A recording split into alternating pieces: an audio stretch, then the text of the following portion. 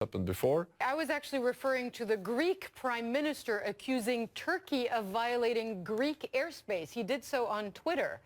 How does NATO react to that? But I tried to explain to you that there are completely different situations. No, I understand that, but there is a violation, according to Greece, of its airspace by Turkey. So are there two standards here?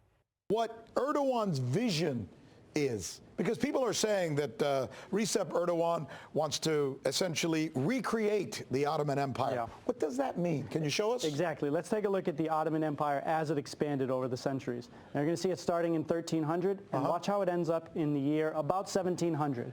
Massive. So you see it covers here all of North Africa, the Middle East, Syria, Iraq, Turkey, Libya, where they're getting involved now, and all of the Balkans. So this is the Ottoman Empire at its height. So it's important to understand the context of what Erdogan's working in, what his internal audience is thinking of when they think about their past. Yeah. Just a few hundred years ago, they were involved in all these countries. Why shouldn't they be now? And if there's a similarity about all these countries, is what?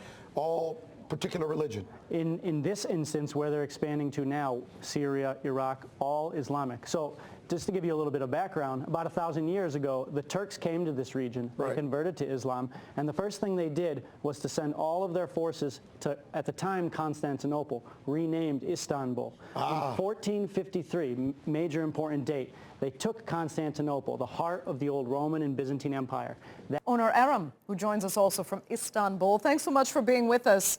Let's pick up a little bit on what Andrew was saying there, because this is a big international story. There has been some criticism from parties abroad, and many of them saying, why do this? Why interfere, in a sense, with a World Heritage Site? Because Istanbul already has a high concentration of mosques. Why is this important to Turkey? Well, it is the symbol of the Fatih's conquest of Istanbul. There's no doubt about this.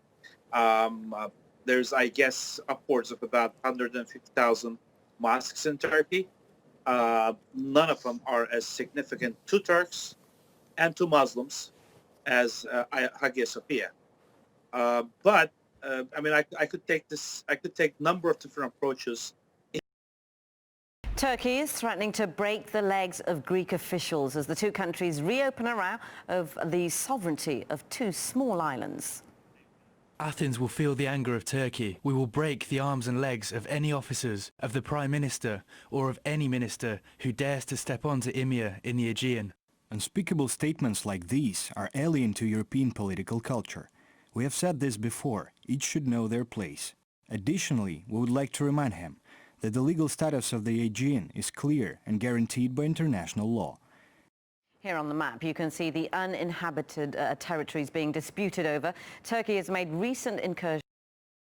There's some developments taking place right now, especially a situation developing between Turkey and Greece, where literally Turkey threatened to attack Greece over a few disputed islands that have been disputed for a long time. I mean, the empire, the Grecian Empire, at one time, the Grecian Empire controlled all of Turkey. There's Erdogan. He's the one that made this threat. Matter of fact, even in Greece moved their capital from Athens to Constantinople, and then later moved it back to Athens, and then Constantinople became Istanbul. There he is, Erdogan. He's the guy that made this declaration. This guy's getting involved in everything. These guys are supposed to be working together since they border each other. But Turkey's leader of the Republican People's Party has threatened to invade 18 Greek islands in the Aegean Sea. Ey Avrupa Birliği!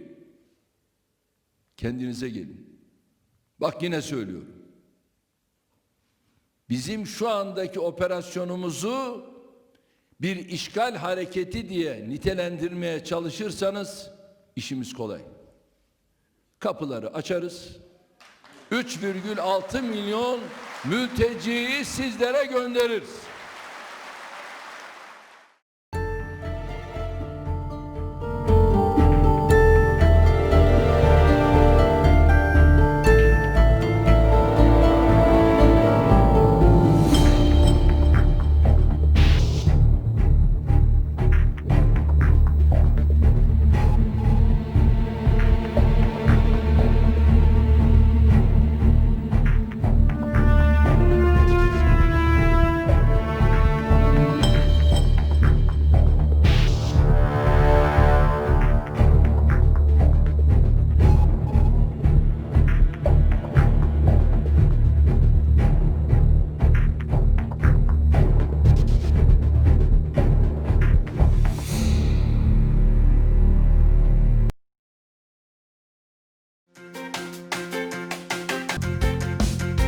Well, France's President Emmanuel Macron has taken other European leaders by surprise by criticising NATO. Now, in an interview with The Economist magazine, Macron said that the alliance was experiencing what he called brain death. Now, he said it was being undermined by a lack of coordination and by the unpredictability of US President Donald Trump. But Chancellor